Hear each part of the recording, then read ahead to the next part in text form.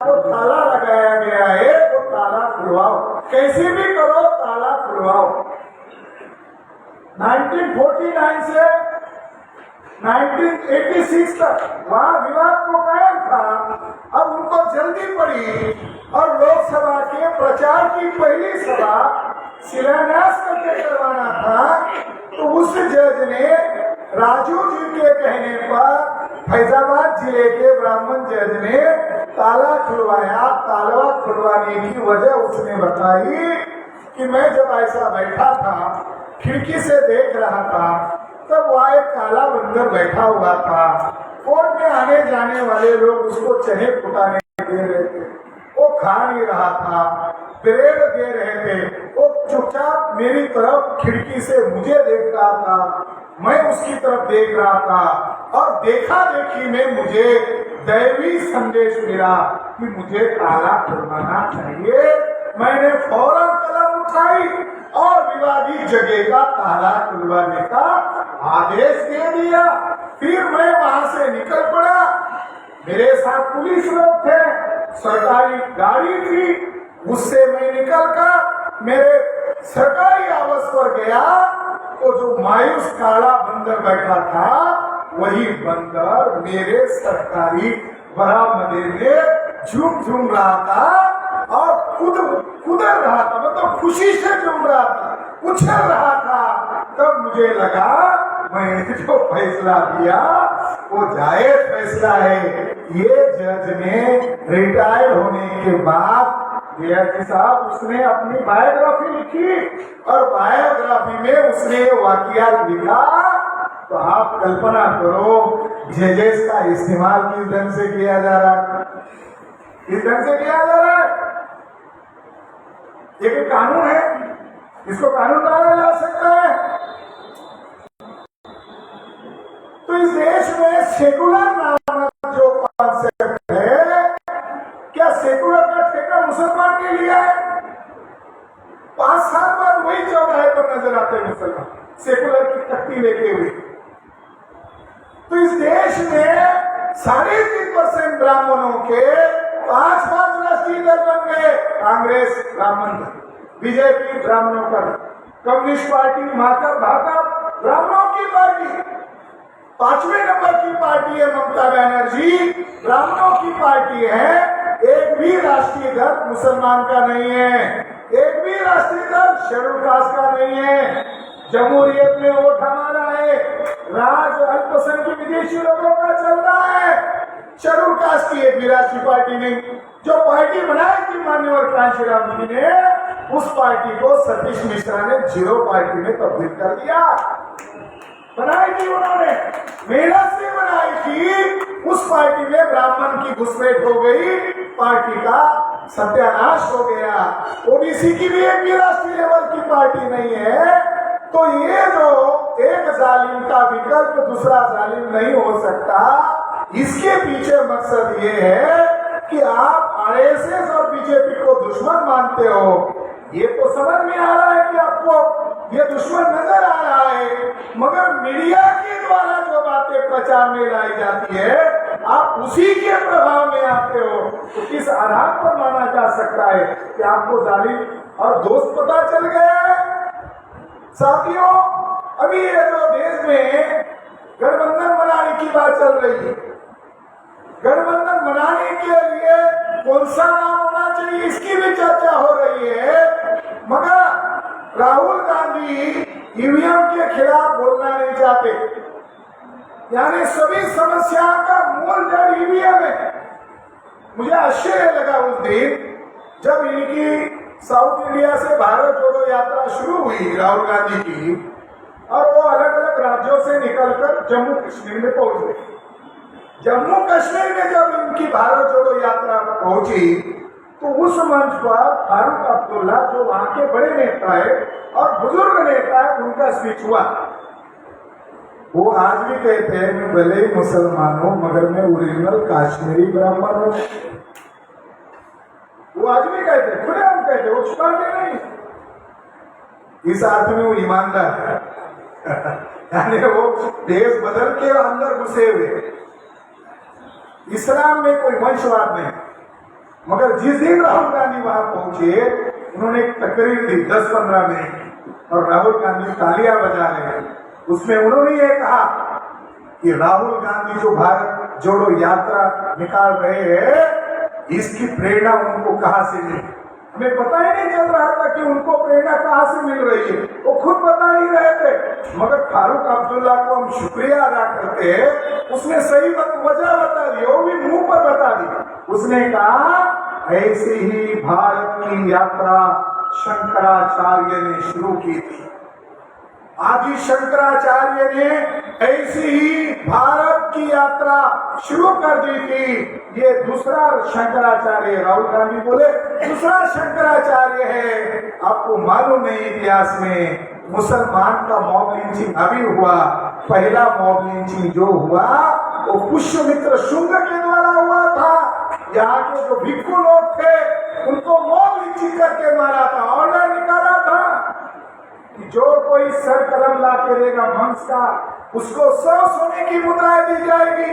और दूसरा mob lynching इसी आदमी ने किया था, आदि शंकराचार्य, और उसके जरिए से भारत से बौद्ध धर्म को खत्म किया गया। तो ब्राह्मण था।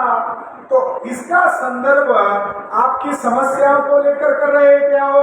मुसलमान का मॉब लिंचिंग हो रहा है, इसलिए मैं भारत जोड़ो कर रहा हूँ। आदिवासियों को नंगा करके पीटा जा रहा है, इसीलिए मैं भारत जोड़ो कर रहा हूँ। किसानों को सुसाइड करना पड़ रहा है, क्या आपके एजेंडे को लेकर कर रहे? नहीं, ब्राह्मणवाद को मजबूत करने के लिए म्यूचुअल अंडरस्टैंडिंग से लोग काम कर रहे हैं। उनके भी बयान आते हैं।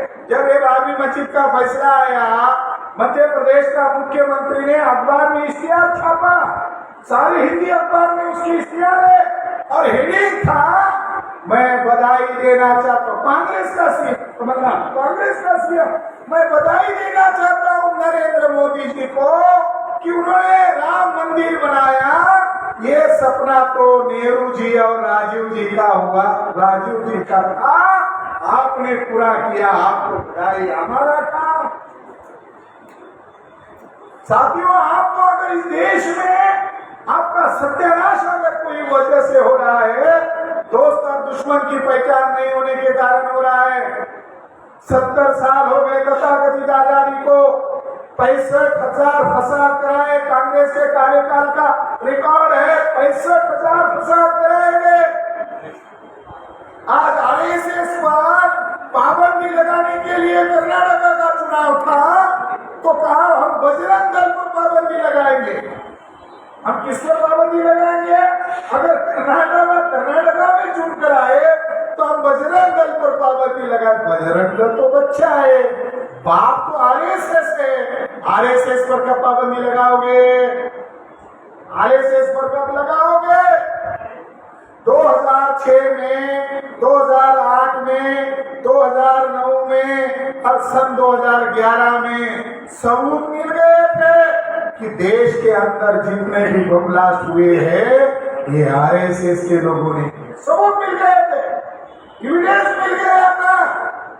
इतना ही नहीं, ये जानकारी आप लोगों को शायद वो पहली बार आप सुन रहे होंगे, 26/11 का हमला, यह भारत सरकार की जो आईबी विभाग है उनके द्वारा और पाकिस्तानी टेररिस्ट ग्रुप के द्वारा एडजॉइनिंग बॉम्बे में किया गया। ये जानकारी महाराष्ट्र का पूर्व आईजी मुशर्रफ साहब ने लिखा हुआ है कि भारत में प्लानिंग में फसाद किया गया, ये तो है, मगर इंटरनेशनल ग्रुप के साथ समझौता करके 26/11 का अटैक किया गया। सारे सबूत थे, पाबंदी लगा सकते थे आरएसएस के ऊपर, मगर पाबंदी नहीं लगाया।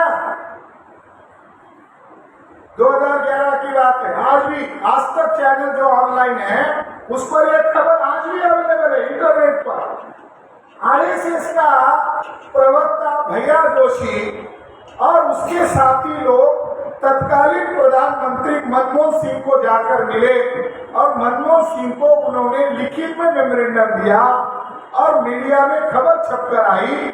वो खबर ये थी कि हम लोगों ने प्रधानमंत्री के साथ लंबी बैठक करके चर्चा की। हमारी बात यही थी कि महाराष्ट्र एटीएस ने जो लोग पकड़े हैं उसमें प्रज्ञा सिंह ठाकुर है, उसमें लेफ्टिनेंट कर्नल प्रसाद पुरोहित है और एक शंकराचार्य पांडे है, उत्तर प्रदेश का रमेश उपाध्याय है, बंगाल का असीम चटर्जी है। 3 लोगों से संघ के प्रमुखों और जो संघ का दूसरा बड़ा नेता इंद्रेश कुमार, इन दोनों के जान को खतरा है, इसलिए इनको जल्द से जल्द कार्रवाई करो, ऐसा हमने लिखित में मेमोरेंडम दिया। यानी कोई क्राइम करना है तो लिखित में क्या दिया, हम इसके विरोधी है, और जो जांच कर रहा था 26/11 में वही मारे गए। यानी क्राइम करने का कितना ठंडा दिमाग है। रिकॉर्ड में दिखाया, कल हमारा नाम अगर लीक हो गया, रिकॉर्ड में क्या दिखाया, हमने तो कहा इनसे जान को खतरा है, और जिन लोगों से जान को खतरा है वो एटीएस प्रमुख कर करे, और वो जो कामते थे वही कैसे मारे गए जो उनकी जांच कर रहे थे। ये भी बड़ी गजब की बात है। दूसरे अधिकारी मरते तो हम मानते हैं, मगर मरे वही क्यों जिन्होंने आरएसएस को बयान करने के तमाम सबूत लाए थे। साथियों, आज आरएसएस अगर जिंदा है उसकी वजह कांग्रेस है। ये रियलिटी है, ये कोई साधारण बात नहीं है। जिस महिला ने, जिसका वोट टैपिंग किया, प्रज्ञा सिंह ठाकुर का वोट टैपिंग किया गया और उसकी खबर लीक हो गई मीडिया में, उसका क्या डायलॉग है, मेरे नाम की स्कूटर है। अरे तुमने मस्जिद के किनारे लगाया, तुम बीचों बीच क्यों नहीं लगाया? इतने कम मुसलमान क्यों मरे? उसका डायलॉग है। प्रज्ञा सिंह ठाकुर का डायलॉग क्या है, मालेगांव के अंदर मेरी स्कूटर है, उसका मेरे नाम पर दर्ज है। वो उसकी प्लेट रहेगी इसीलिए पता चला, वो प्लेट ज्यादा फट जाता तो पता नहीं चलता। तो वो कह रही है मुझे उसका डर नहीं है, मगर वो जिसको जिम्मेदारी लगाया था वो कह रही है इतने कम मुसलमान क्यों मरे। ये लीक किया कांग्रेस के समय में, हमको कहां से पता चला? अखबार में खबर पता चला। किसने लीक किया? कांग्रेस के लोगों ने लीक किया। अब उनके पास इतना ठोस सबूत है, उसने खुद कबूल किया। आज वो कहाँ होनी चाहिए थी? प्रज्ञा सिंह ठाकुर कहाँ है? आज वो कहाँ होनी चाहिए थी? वो तो जेल में होनी चाहिए थी। उनके ऊपर तो मुकदमा लगा था, फिर भी उनको जमानत नहीं मिल सक रही थी। इसके बावजूद साथियों आज वो बाहर है। क्यों बाहर है? क्योंकि कांग्रेस ने आरएसएस को बचाया। तुम सब विषय पर बोल रहे हो, मगर ईवीएम के मामले में तुम चुप्पी साधे हुए हो, और ईवीएम के मामले में अपर कास्ट नेता नहीं बोल रहे हैं, मुस्लिम नेता भी नहीं बोल रहे। मुसलमानों को कहां से पता चलेगा ईवीएम घोटाला होता है? मुसलमानों को भी इसके बारे में बेदार नहीं किया जा रहा है। ईवीएम ही मुसलमानों के मॉब लिंचिंग की वजह है। ईवीएम के कारण ही मुसलमानों को घृणा की नजर से देखा जा रहा है, अपमानित किया जा रहा है, जलील किया जा रहा है। ईवीएम के मामले में सुब्रमण्यम स्वामी ने सुप्रीम कोर्ट में केस दायर किया। 8 अक्टूबर 2013 को सुब्रमण्यम स्वामी के पक्ष में फैसला आया। सुब्रमण्यम स्वामी आज किधर है? राज्यसभा का मेंबर है। किधर है? बीजेपी के अंदर है। उसने केस दर्ज किया, चुनाव आयोग के ऊपर आरोप लगाया, और 8 अक्टूबर 2013 को सुप्रीम कोर्ट ने फैसला दिया ईवीएम से पारदर्शी चुनाव नहीं हो सकते, ईवीएम मशीन से गड़बड़ी करना संभव है। यह फैसला 8 अक्टूबर 2013 को दिया। हमारे लोगों को इसकी खबर भी मालूम नहीं है, क्योंकि मीडिया ने इस खबर को ब्लैकआउट कर दिया।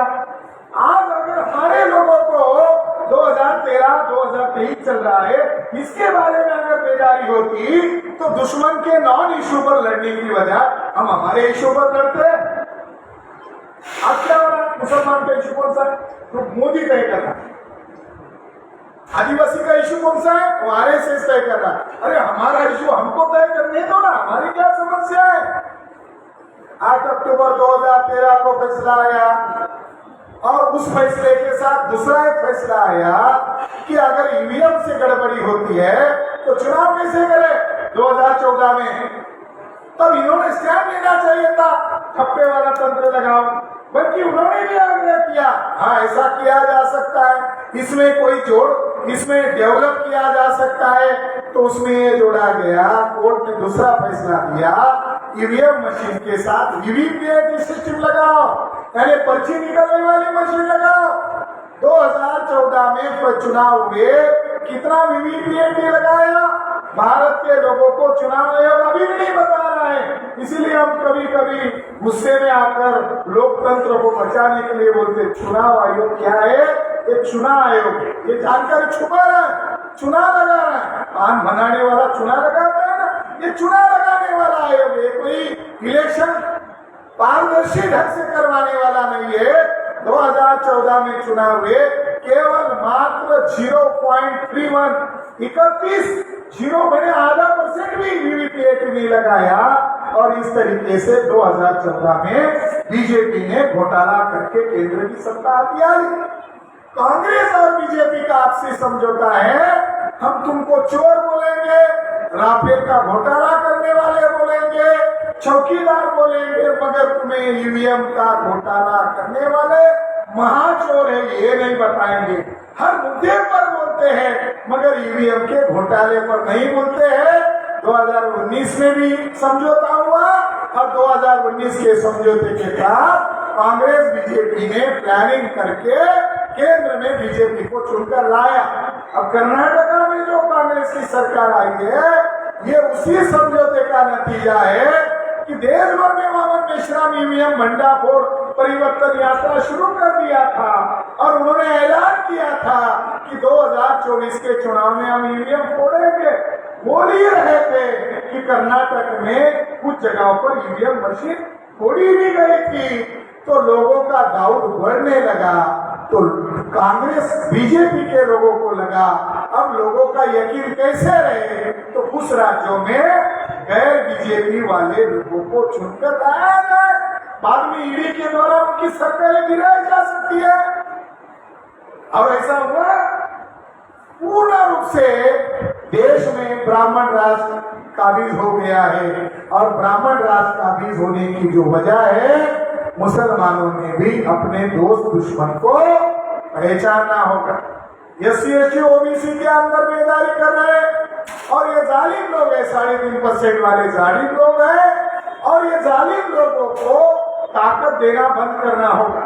अगर मुसलमान इस देश में डेमोक्रेसी होने के बावजूद मार दिए जा रहे हैं, हत्या कर दी जा रही है, मॉब लिंचिंग कर दिया जा रहा है, तो आने वाले समय में क्या करना होगा? आने वाले समय में मुसलमानों के अंदर सामाजिक लेवल का लीडरशिप पैदा करना होगा। माफ करना, सामाजिक लेवल का लीडरशिप नहीं होने के कारण क्या हो रहा है? कोई भी मौलाना आरएसएस के मंच पर जा रहा है, उसको कोई रोक नहीं, कोई भी जा। हमारा एजेंडा हिंदू मुसलमान एकता का नहीं है, हमारा एजेंडा हिंदू मुसलमान एकता का नहीं है। हिंदू यह गाली है, ये ब्राह्मण लोग बोलते हैं हिंदू ये गाली है। स्वामी दयानंद सरस्वती ने सत्यार्थ प्रकाश नामक किताब में पेज नंबर 81 पर लिखा, क्या लिखा? हे ब्राह्मणों, हे आर्य ब्राह्मणों, तुम अपने आप को हिंदू मत कहो, हिंदू मुगलों द्वारा दी गई गाली है जिसका अर्थ होता है नीच, कपटी, छली, गुलाब। तो ये तुम्हारी पहचान नहीं हो सकती। जो ब्राह्मण 1884 में गाली मान रहे थे, आज वो गर्व कैसा मान रहे। इसलिए आने वाले समय में ब्राह्मण लोग हिंदू मुसलमान ये उनका गेम का फायदे वाला गेम है। तो हमारी लड़ाई हिंदू मुसलमान एकता की नहीं है, हमारी लड़ाई मूल निवासियों की एकता है। अब डीएनए ने तय कर दिया है, अब इतिहास करना चाहते हो तो इतिहास का सिद्धांत क्या है? इतिहास का सिद्धांत क्या है?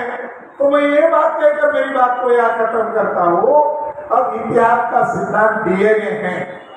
जब बीजेपी गवर्नमेंट ने कहा कि हम क्या करेंगे, वो सीए एनआरसी लागू करेंगे, तब हमारे तंजीम ने माननीय मोहम्मद मेशराम जी ने ऐलान किया हम भी चाहते सीए एनआरसी लागू करो, मगर वो डीएनए के आधार पर लागू करो। तब ये जबरदस्त हथियार है डीएनए। तो डीएनए ने प्रूव कर दिया कि भारत के अंदर रहने वाली एक जमात है जिसका नाम है ब्राह्मण। ये ब्राह्मण नाम बात का नाम है, मगर इनका साइंटिफिक जो उनकी जमात आज वहां रहती है, काले यूरोप और रशिया के मध्य भूभाग में इनकी जमात रहती है, उसका नाम है वेस्ट यूरेशियन पीपल यावनिया कम्युनिटी। यावनिया उनका नाम है, यावनिया स्टेट पैस्टोरलिस्ट। स्टेट पैस्टोरलिस्ट का हिंदी में अर्थ होता है जंगली लोग, असभ्य लोग। ये मैं नहीं कह रहा हूं, तो डीएनए रिपोर्ट में लिखा हुआ है कि ब्राह्मण लोग तो विदेशी है ही, मगर उनका नाम आज भी वो असभ्य जमात है, जंगली जमात है, वो 3.5% है। और 3.5% लोगों ने यहाँ के असल बाशिंदे लोगों को, यानी हम लोगों को आज अछूत बनाया, जंगलों में खदेड़ दिया, अछूतों की 1700 जातियां, आदिवासियों की 800 जमातियां, ओबीसी सबसे ज्यादा ताकतवर कौम है, मगर वो भी तब तक ताकतवर नहीं बनेगी जब उनको 4,500 जातियों के तोड़े गए जातियों को जब तक इकट्ठा नहीं किया जाएगा, तब तक ओबीसी तो टुकड़े में बंटी रहेगी। 6,500 जातियों के टुकड़े में बांटा है। हमारे भाई कह रहे थे कि ब्राह्मणों ने हमको तोड़ा, ठीक है, मगर मुसलमान भी क्यों प्रैक्टिस करता है? तो मुसलमान के अंदर भी घुसे होंगे ना, तो जैन में भी घुसे है, वो तो बुद्धिस्ट लोगों में भी घुसे है, वो तो हर धर्म में घुसे हुए हैं। आपको अगर लड़ना है तो आपस में लड़कर नहीं लड़ा जा सकता, लोगों को दिमाग से तैयार करके लड़ाया जा सकता। आपस में लड़ने का रुंदा दुश्मनों का हो सकता है, और इसीलिए आप लोगों को इतिहास अगर करना है तो डीएनए के आधार पर अब इस देश में नई जंग शुरू हो गई है, और वो जंग है विदेशी बनाम मूल निवासी। भारत के मुसलमान मूल निवासी मुसलमान हैं, और उनका डीएनए SC/ST OBC का डीएनए एक है। तो ये आज भले ही राष्ट्रीय मुस्लिम मोर्चा का अधिवेशन चल रहा है, मगर ये बांग्लादेश की एक इकाई है। ऐसे 90 अफसर भी हमने बनाए हैं, तो लड़ाई लड़ेंगे। हमारी आबादी तो ज्यादा है, मगर हमारे लोगों को बेदार करने की बहुत ज्यादा जरूरत है। थोड़ा दुश्मनों ने लात मारकर बेदार किया, कुछ वाणी से, कुछ प्रचार से बेदार हो रहे हैं, कुछ उधर से मार पड़ने से बेदार हो रहे हैं। तो दोनों तरफ मामला क्रिएट हो रहा है। आप लोगों ने मेरी बात सुनी, इसके लिए आभार और धन्यवाद, शुक्रिया।